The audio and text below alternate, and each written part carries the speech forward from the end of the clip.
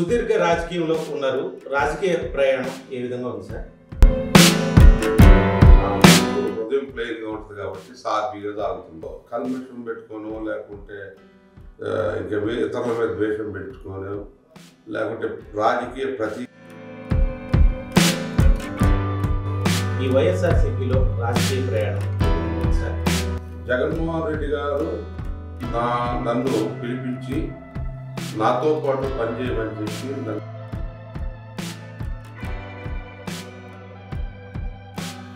నేను అవకాశం ఇస్తాను. మీరు పేద ప్రజల పక్షపాతి కాబట్టి మీ విషయం మొత్తం కూడా నాకు తెలుసు కాబట్టి మీరు నా పక్షాన్ని నిలబడి నా పక్షాన ఏది పేదలకు జరిగే మంచి కార్యక్రమాలన్నీ కూడా వివరించాలని నన్ను కలిసి పనిచేద్దాం రాసాన్ని నన్ను అభిమానంగా పిలిచారు. సుదీర్ఘంగా టీడీపీ పార్టీలో పనిచేశారు.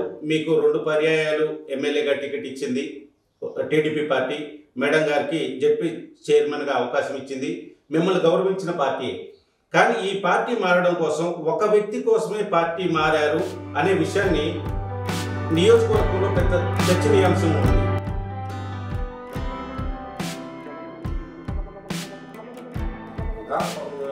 నిర్ణయాలు చట్టసభల్లో జరుగుతూ ఉంటాయి.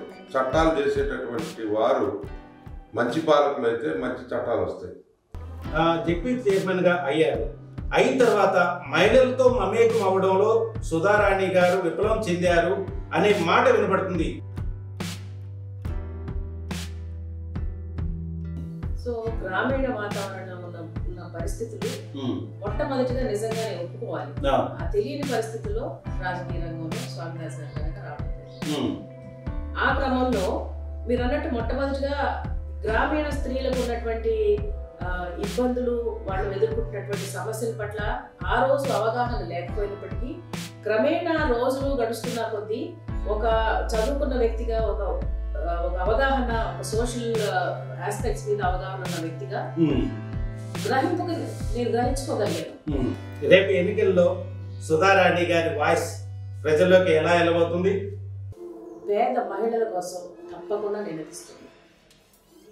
చెప్పారు స్వామిదాస్ గారు, ఈ నియోజకవర్గంలో ఓటమి తర్వాత ఎందుకు జరుగుతుందనే ఒక విశ్లేషణకి నిజంగా మేమిద్దరం కూడుకొని ఆ విశ్లేషణలో భాగంగా గ్రాస్ రూట్లో ఎక్కడైతే మేము పోగొట్టుకున్నామో అక్కడ వెతుక్కోవాలి, ఎందుకు ఇది జరుగుతుందన్న అనే క్రమం. రేపు రాబోయే 2 నెలల్లో ఎలక్షన్ జరగబోతుంది. స్వామిదాస్ గారు గెలుపు నాదే అనే ధీమాగా చెప్తున్నారు. మీ పాత్ర ఎంతవరకు ఉంటుంది?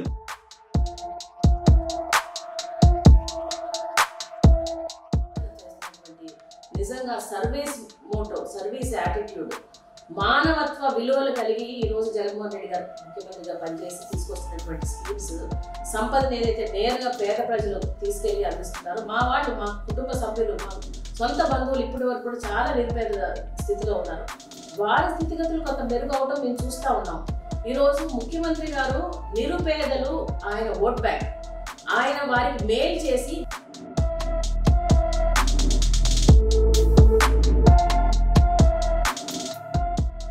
వైఎస్ఆర్సీపీలోకి వెళ్ళిన స్వామిదాస్ గారి దంపతులు ఆనందంగా ఉన్నారు. అవును, చాలా ఆనందంగా ఉన్నారు. అవునండి, గెలవబోతున్నాం. చూస్తారుగా శ్రీశ్రీ గారు అన్నట్టు మరో ప్రపంచం, మరో ప్రపంచం, మరో ప్రపంచం పిలిచింది. పదండి ముందుకు, పదండి. రేపు నియోజకవర్గాన్ని మీ అభివృద్ధితో, మీరు గెలిస్తే మీ అభివృద్ధితో మరో విధంగా తీసుకెళ్ళడానికి సిద్ధంగా ఉన్నారా? వైఎస్ఆర్ కాంగ్రెస్ పార్టీ నాయకులు తిరువూరు నియోజకవర్గ వైఎస్ఆర్సీపీ ఎమ్మెల్యే అభ్యర్థి నల్లగట్ల స్వామిదాసు గారితో ఎక్స్క్లూజివ్ ఇంటర్వ్యూను మీ 9 టీవీ తెలుగు డిజిటల్లో అతి త్వరలో వీక్షించండి.